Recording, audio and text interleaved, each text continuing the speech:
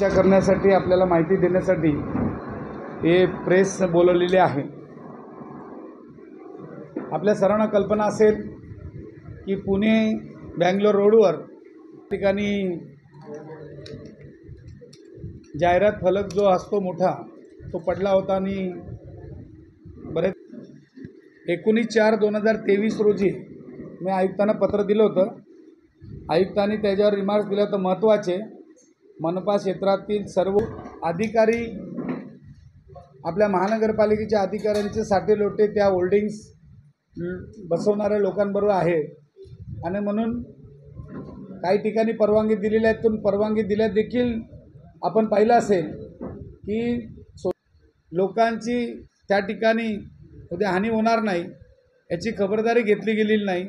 आणि आत्ताच आपण बघितलं मुंबई शहरामध्ये जे होल्डिंग्स पडलं त्याच्यामध्ये निरपराध माणसं, आता आकडा नीट नक्की सांगता येत नाही, परंतु बरीचशी लोक त्या ठिकाणी सिरियस आहेत आणि मला तर वाटते 14 लोक काहीतरी 16 लोक त्या ठिकाणी मृत्युमुखी पावलेले आहेत। आणि म्हणून मला असं वाटतं की आपलं प्रशासन आता जसं मुंबई प्रशासन जागं झालं की आदेश दिले की सर्व ज्या गोष्टी तपासून घ्या म्हणून, परंतु मला असं वाटतं की हे बिझनेस करणारे लोक आहेत, याच्यापासून लोकांचा काही फायदा नाही आहे। मग अशा गोष्टी जर बिझनेस करणारी लोकांची जर फायदा बघण्यासाठी आपले अधिकारी त्या ठिकाणी जर नियम अटी शर्ती आहेत त्या जर पायाखाली तुडत असतील तर ही गोष्ट बरोबर नाही। आणि म्हणून नुसतं होल्डिंग बसवणारा त्याच्यावर कारवाई झालीच पाहिजे, परंतु अधिकाऱ्यांवर देखील कारवाई झाली पाहिजे ज्यांनी ते तपासलं नाही। आणि म्हणून या ठिकाणी माझी अशी मागणी आहे आयुक्तांना, कारण आयुक्त साहेब आता रजेवर आहेत, रजेवर म्हणण्यापेक्षा त्यांच्या इलेक्शन ड्युटी लागलेली आहे आणि म्हणून त्यांना हे मी जे दिलेलं पत्र तुम्हाला प्रत्येकाला दिलेलं आहे, कारण आज मी प्रेस घेतो म्हणून आज दाखवत नाही। काही काल घटना घडली तर काही लोक जागे झाले असतील, परंतु तेव्हाच मी महानगरपालिकेला आयुक्ताला स्वतः भेटून आणि ते तायडे म्हणून अधिकारी होते त्यांना मी प्रत्यक्ष 5-6 वेळा 15-15 दिवसात प्रत्येक वेळेला मी त्यांना पाठपुरावा केला। परंतु इथले जे होल्डिंग्स जे लावतात काही लोकांचे काही आमचे पदाधिकारी असतील,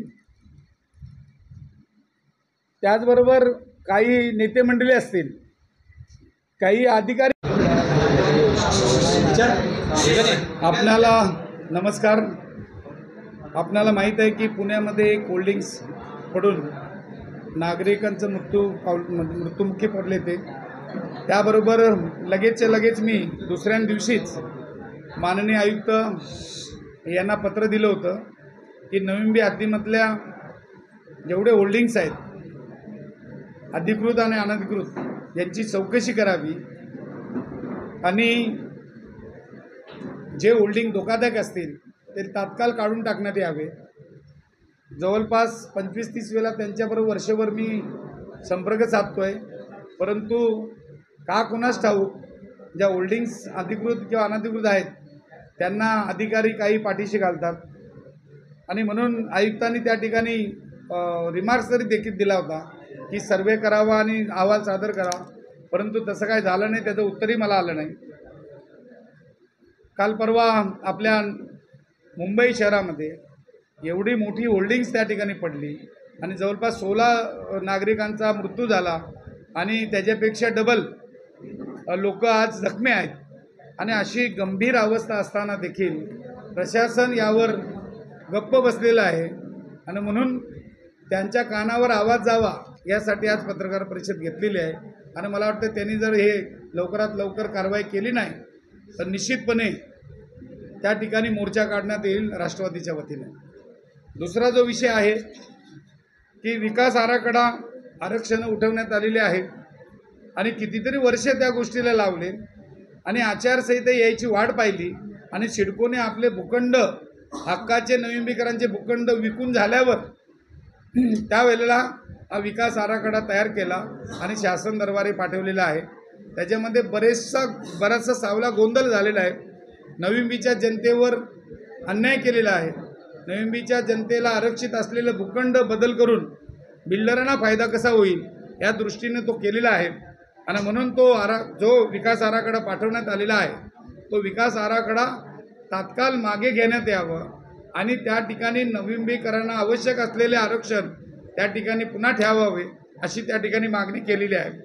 त्याचबरोबर या ठिकाणी मी पाहतोय की सिडको, महानगरपालिका, MSCB किंवा पोलीस यंत्रणा तर ज्या पद्धतीनं शहराकडं पाहिलं जायला पाहिजे परंतु ते पाहिलं जात नाही आणि म्हणून आज या ठिकाणी मग ते घनकचरा विभाग असेल, रस्ते साफसफाई असेल किंवा सिटी इंजिनच्या माध्यमातून केली जाणारी कामं असू द्या, प्रॉपर्टी टॅक्सच्या माध्यमातून करणारे ज्या गोष्टी आहेत, त्याचबरोबर उद्यान विभागाच्या वतीनं असेल, सिडकोच्या माध्यमातून भूखंड वाटप असेल किंवा प्रत्येक वर्षाला रिझर्व्ह प्राईस RP ते वाढवायचं असेल, परंतु नवीनीकरणामध्ये आज भीतीचं वातावरण तयार झालेलं आहे.